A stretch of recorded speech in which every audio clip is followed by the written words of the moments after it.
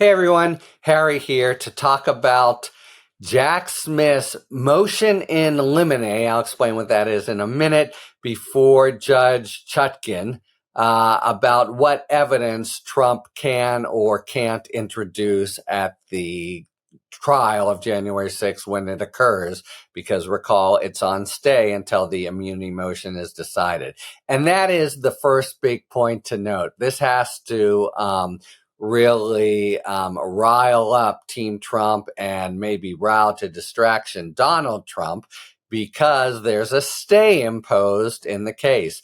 And the stay is imposed until immunity is resolved. Now, the government said to Chutkan, hey, you don't have to, you can keep going ahead with the pretrial stuff. You just have to ensure that the trial date itself doesn't occur while the immunity is decided. She rejected that position. She said, as I read it, I don't have jurisdiction even to move forward with the pretrial litigation, so that's a stay. And the U.S. Said, okay, fine.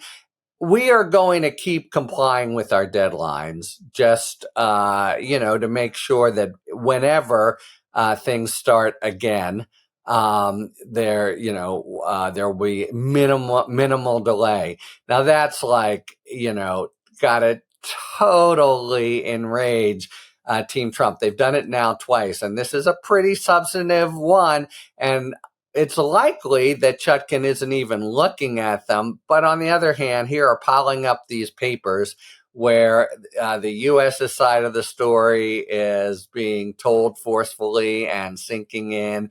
And does Trump stay silent? He definitely doesn't want to get involved in the game of litigating when he's got, he's where he wants to be for now because there's a stay.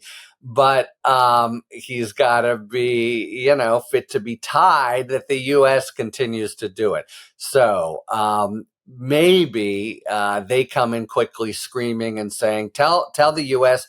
to knock it off and stop filing stuff. Of course, there's no like rule that says a party can't file papers early or whatever. That doesn't mean the court will consider it. So it's possible that even if Trump does that, the judge will still say, that's up to them, and don't worry, I'm not adjudicating it. But of course, Trump is largely trying this in the press. And so the press reads the motions and they describe them and they sound pretty good. And Trump's not there to say whatever he could to rebut. And this is not a good situation.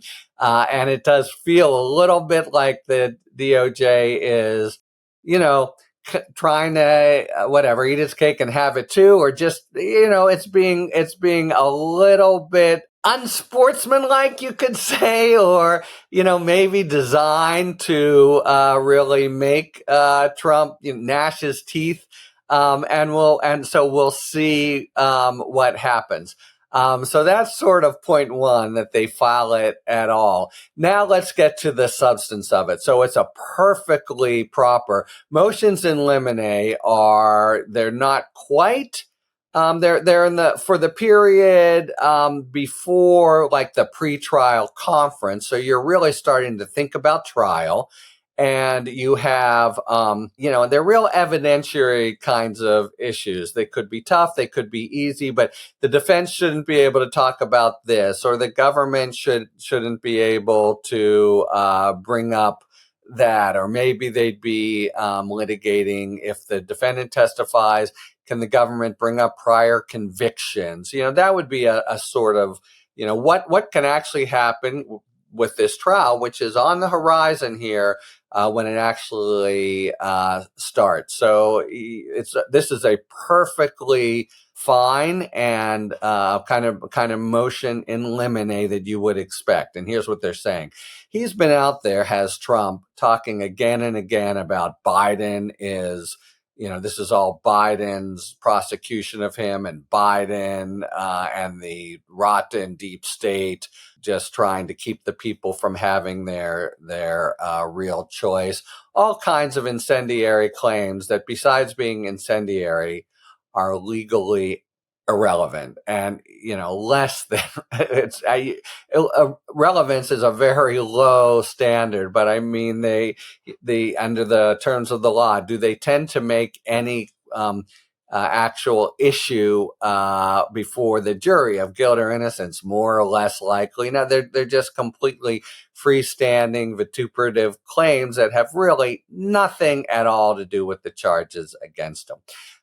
And by the way, even if they did, there's another rule that says even if something has, that much probative value, if it's substantially outweighed by the prospect that the jury would use it, it would create undue prejudice.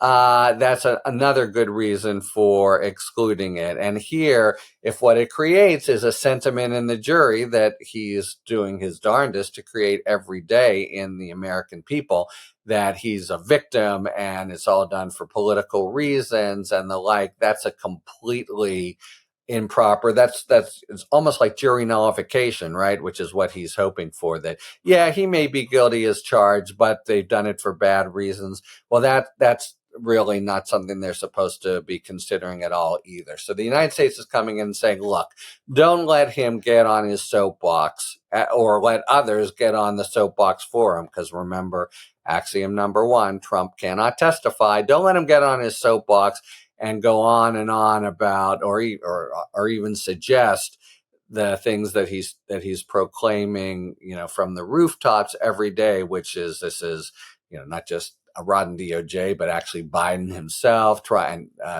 to do it for political reasons, and he's the victim, etc. Make a ruling now, Judge Chutkan, that says that is strictly forbidden. And I think she will make such a ruling, and it'll be a very sort of hot spot at trial, because there'll be times where Trump still, it's the sort of thing that he'd be dying to get in, and maybe they'll tiptoe or ask certain questions. And, objection, Your Honor, may we approach? And it's going to be an active issue when it comes to the litigation of the trial. But for now, they're saying exclude it. It's both irrelevant and would create undue prejudice, and so decide that as a motion in limine. But not now, because we know there's a stay now, but just to make sure when things do pick up that, we can hit the ground running where we are submitting it. So Trump has a few choices. He can, as he did last time, stand still and say nothing. There's a stay. Or he can try to respond on the merits. That's the least likely. Or he can come in screaming that they have no right because there's a stay, but risks a ruling then that Chutkan says, I'm not going to look at it, etc. But if they want to comply with the deadlines, that's up to them. Leaving, of course, the inference that it's also up to Trump, and he won't be doing it. So they've got him in a nice little, as I said, there is a sort of flavor of playing, pitching a little inside, as it were. But they've decided to do it, and it's just going to continue unless Trump can get Chutkan to order them to stand down. In the meantime, we get a good look at what the arguments and sort of stress points will be in the actual trial, right? This is not like immunity or double jeopardy, a big honking thing that would get rid of the whole case. This is really, we're getting now to down to the nub of things and what witnesses will be able to talk about. By the way, there's also, you can also infer based on part of the motion in limine saying he shouldn't be able to talk about how well agencies were prepared or not on January 6th. That's also irrelevant. And it's a fair inference from that there are going to be maybe members of Congress who testify about the whole effect and, what was going on the ground. And we're asking the judge in advance by motion in limine to say you can't cross-examine them by trying to imply it's all Nancy Pelosi's fault or whatever. That would be irrelevant and prejudicial. So it gives us also a kind of a preview of the government's case, and infuriates Trump. So that's not bad.